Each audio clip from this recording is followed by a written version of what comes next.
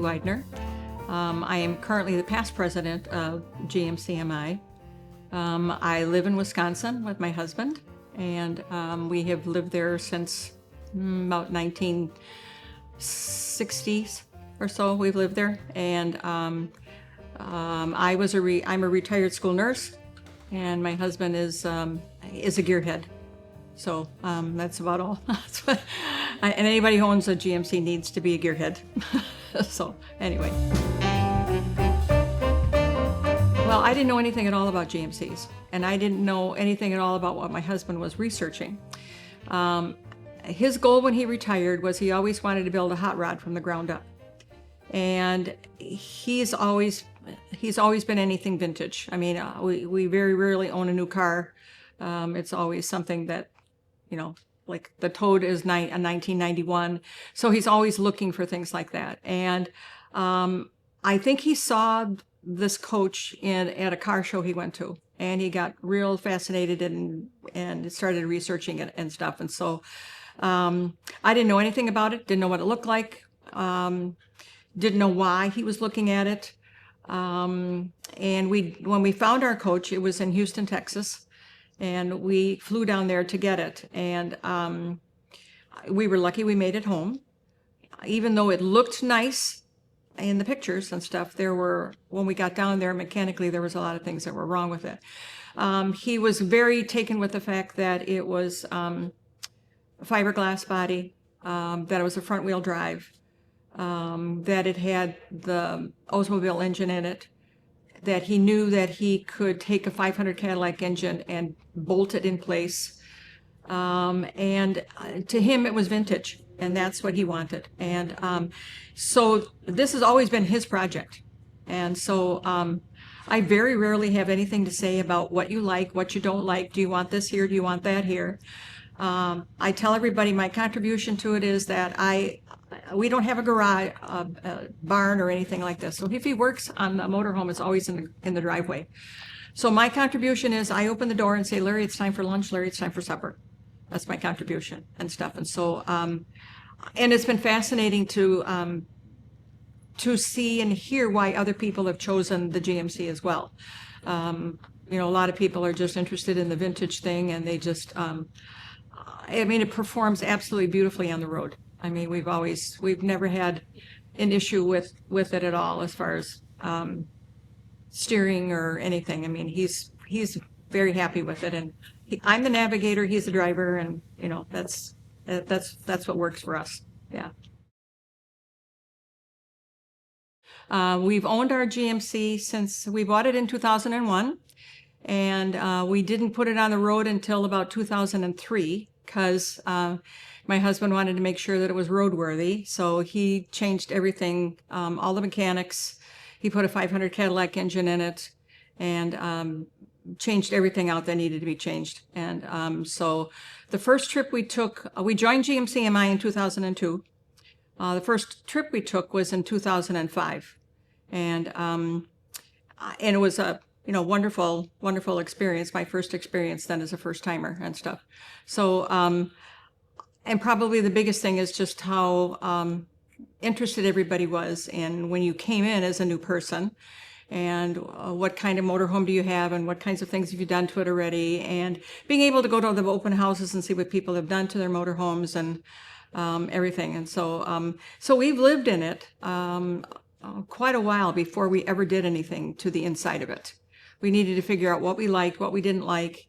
Probably the first thing we did do was to change the bed sleeping situation in the back, and because it had double bunks in the back, and we wanted to put a queen size bed in. And so that was the major change that we made first. Otherwise, we didn't do anything to it for quite a while until we decided that we wanted to move the microwave and those kinds of things, and I needed extra storage and stuff. And so you have to live in your motorhome for a while before you can figure out what it is that you really want to do with it and stuff. We laughingly say GMC means get more cash. So you either pay the money to get the parts for you to fix it, or you pay the money to have somebody else fix it. And I think you do yourself a disservice if you purchase one of these machines and you don't know anything about it, and you don't know anything at all about how it operates or any of the mechanics behind it at all, and that includes the plumbing, that includes electricity. I often say that, I mean, Larry can do anything, he can fix anything, he can make anything. It's a blessing and a curse. It's a blessing because he can fix anything and make anything, but it's a curse because he can fix anything and make anything. Because he'll never be happy having somebody else fix it other than himself. Now, have we had to have other people build transmissions for us? Yes. Have we had other people who have tried to build engines for us? Yes. They were not successful. He put the original 500 Cadillac engine in. We had a fluke that occurred, and we had to get towed, and he decided that he didn't want to build another one. So we went to a company to build it for us, and out in California. And the man was very knowledgeable. He had given some presentations at GMCMI about 500 Cadillac engines. And unfortunately, he was diagnosed with brain cancer and chose to put our motor together under the influence of brain cancer, and it didn't work. So the engine that we got didn't work. We sent it back. We got a new one. Nobody there knew how to build an engine like this. So Larry just threw up his hands and said, forget it. I'm going to go back and do it myself again.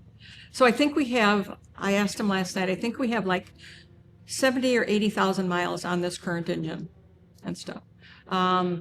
We've had 4 or 5 different transmissions. In the beginning, it was the torque converter. The person who was doing the torque converter was not gearing it right. And so we ran into some issues with that. And so the last transmission that we had, we got from somebody that we knew. Larry went over and got it, and he's not had any problems with it since. About 2009, we went to a convention, and that was the first time we became part of what we called the setup crew. Because we always used to meet in fairgrounds, and there was anywhere between 5 couples and 7 couples that would come in 1 week ahead of time. And because when you go to fairgrounds, you have to set up everything. Many of the fairgrounds don't have kitchens, so you have to set up your own kitchen, or you have to utilize what they do have, but make arrangements to provide breakfast for everybody. And so it took us, we got quite efficient towards the end there, and we could get everything physically set up in about less than a week.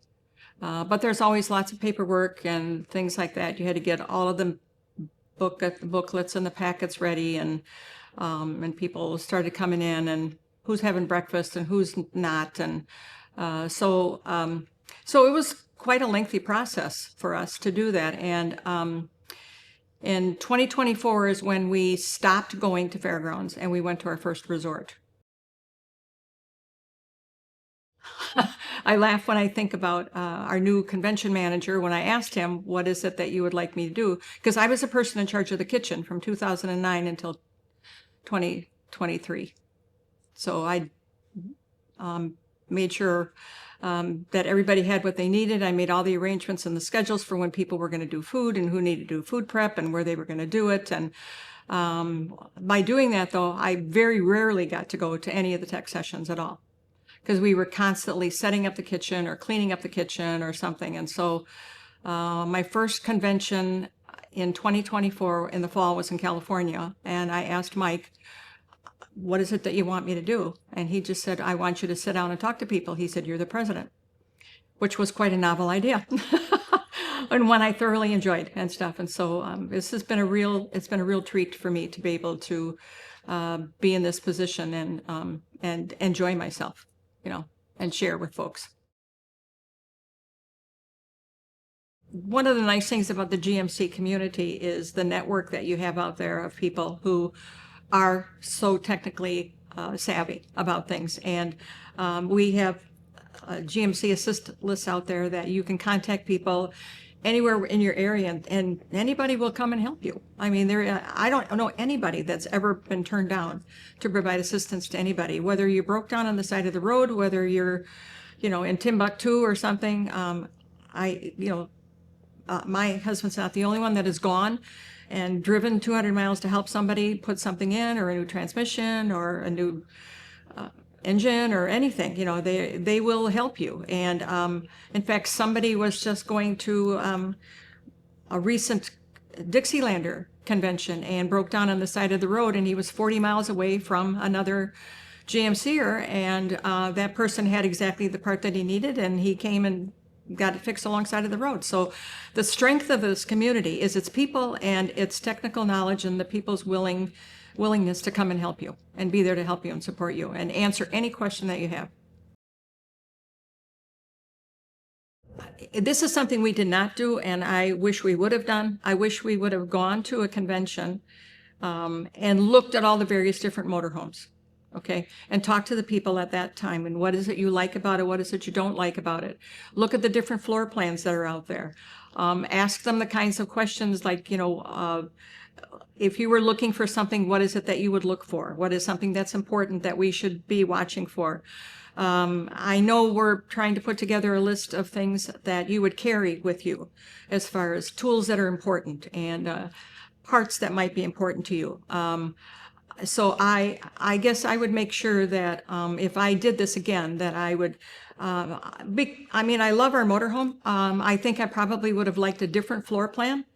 But we've had this thing since 2001, and we live in it 5 to 6 months a year. And so, we've just been flexible with what we've got and stuff. But do we carry a lot of tools? Absolutely. Do we carry parts? Absolutely. But that's just the way it is. And there isn't anybody out there that isn't going to help you. I mean, anybody will help you alongside of the road or anywhere. My in-laws were full-time fifth wheelers, and they had a holiday rambler, and they had a group or a club or an organization that would meet on a regular basis. I never ever heard them talk about anybody providing assistance to them, or if they broke down, that anybody could fix anything for them or would fix anything for them. Locally, our local clubs, I think the other thing I would suggest to people is that look in your area for your local clubs and talk to them and go and visit with them, whether you have a motorhome or not. Go there first and talk to them and just get to know those people and be able to network with them. And, they may be able to find a coach for you, the kind of thing that you're looking for. So check out what you have locally, and then make sure that you check out GMCMI, because there are so many different people with expertise in this organization that you can probably find the answer to most anything within this group. We have lots of mechanics, and we used to have a lot of pilots and airplane pilots and stuff, and everybody was very knowledgeable mechanically about any piece of equipment, even the equipment we had for the convention to put on a convention, coffee pots and those kinds of things. If they knew anything about electricity, they knew how to fix it. And so this has always been a pretty resilient can-do group. Yeah. I'm happy that we're going to have some kind of information out there for folks who are interested in buying GMCs that's going to give them some knowledge, some background knowledge and things to look for. I'm happy that we're providing that information for them. I think the biggest thing is that once you get the GMC, for heaven's sakes, drive it. Don't just bring it home and think you're going to take it out just on the weekend.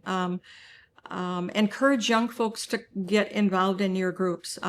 We are very fortunate. We have some young families in our groups, in our particular local group that, we've had them there. They're graduating from high school this year, and we've had them since they were 5. So, they've really been part of the family, and the kids all come to the rallies, and they're wonderful participants, and they're great. They really energize the organization. And I would just make sure that if you get one of these motorhomes, please, for heaven's sakes, drive it. Just don't let it sit. Yeah. We'll go in the fall to where our next fall convention is. We'll make sure that we're there. And we have not been to the far northeast. And so we'd like to make sure we get out to Maine sometime. That would be one of our things. My husband would like to go to Alaska. I think that would be, that's on his bucket list to do. Yeah. Hopefully you'll make it. Hopefully we'll make it. Absolutely. So we are so grateful that we are the age that we are, that we're able to get in and out of the motorhome, that we can still fix the motorhome, that we can drive the motorhome, and we can use it. Because that's part of our discovery with this particular group, is that people, they age out and they sell their motorhomes, and trying to replenish the interest and the enthusiasm for it is hopefully we can continue to do that. So.